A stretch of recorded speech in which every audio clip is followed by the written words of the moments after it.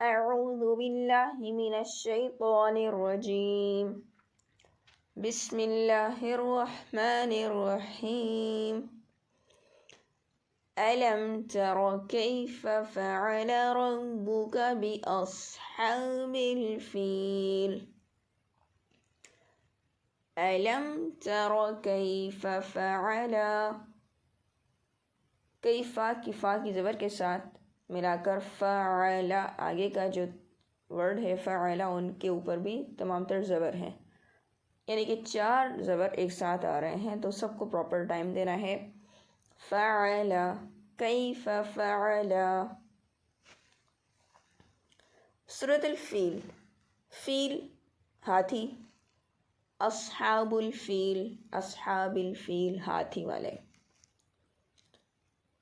تو بہرحال واقعہ جس کا ذکر تاریخ میں واقعہ فیل سے ہے، اور یہ واقعہ نبی کریم صلی اللہ علیہ وسلم کی ولادت سے کچھ عرصہ پہلے ہی پیش آیا۔ مقصد بیان اس صورت کا یہ ہے کہ کعبہ کی حفاظت اللہ کے ذمے ہے، اللہ ہی کرتا ہے۔ دوسرا پوائنٹ، اللہ تعالیٰ کی قدرت اور نصرت کا بیان کہ اللہ کس طرح مدد فرماتا ہے۔ چوتھا، قریش پر اللہ کے احسان،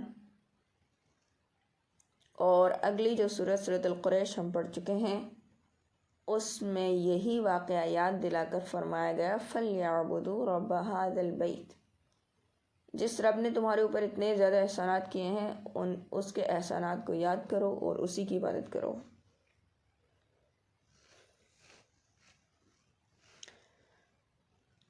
ابرہہ الاشرم اس کا نام تھا، عیسائی جس نے چرچ بنایا تھا کہ لوگ خانہ کعبہ مکہ کو چھوڑ کر یہاں اس چرچ میں تشریف لائیں اور یہاں عبادت کریں۔ کیا پڑی ہے ان کو خانہ کعبہ کی طرف جانے کی؟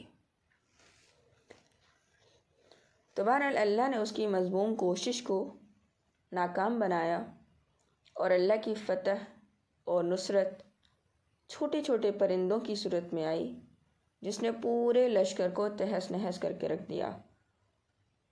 اس کا ابرہہ کا گمان تھا کہ میں نے بہت بڑا لشکر تیار کیا ہے، اتنے ہاتھی ہیں، سب سے بڑا ہاتھی جس کو محمود نام دیا گیا وہ بھی موجود ہے، اور اس کے علاوہ تو بہرحال یہ کام ہونے کا تھا ہی نہیں۔ تو آگے بڑھتے ہیں۔ اعوذ باللہ من الشیطان الرجیم۔ أَلَمْ يَجْعَلْ كَيْدَهُمْ فِي تَضْلِيلٍ، کیا ان کے مکر کو بیکار نہیں کر دیا رب العالمین نے؟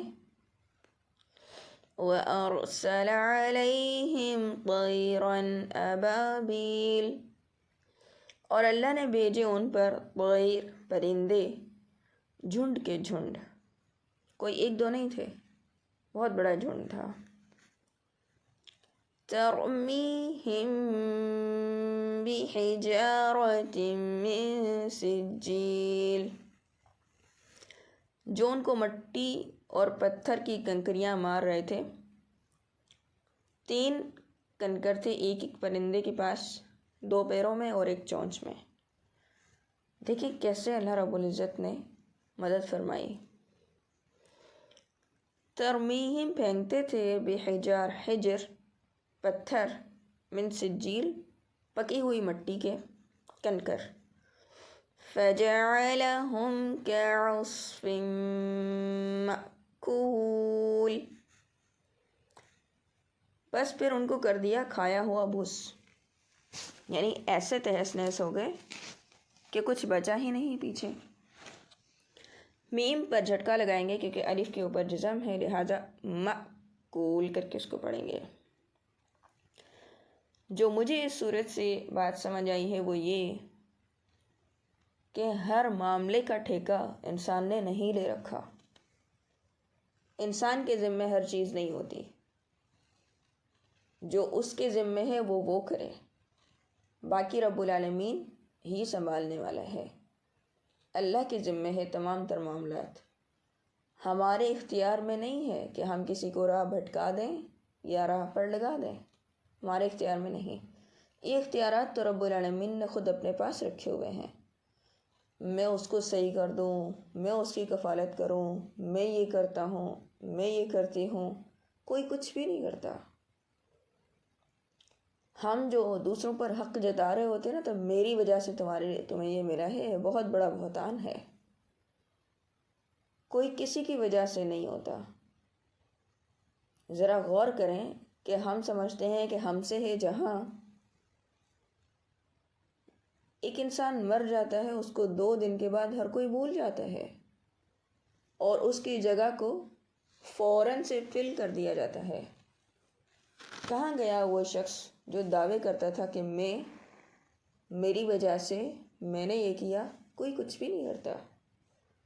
آپ کو وسائل نظر آ رہے ہوتے ہیں بظاہر، لیکن وہ وسائل بھی بیکار ہیں اگر تو اللہ نہ چاہے۔ عاجزی انکساری اور متقی پرہیزگار ہونا کس کو کہتے ہیں؟ کہ آپ اللہ کے سامنے گریہ وزاری کریں کہ یار میرے اختیار میں نہیں ہے، ہاں وسائل میرے پاس ہیں لیکن میں پھر بھی ہیلپ لیس ہوں، ہاں اگر تو میری مدد کر دے، تو مجھ پر احسان کر دے، تو بس اور کیا مجھے چاہیے۔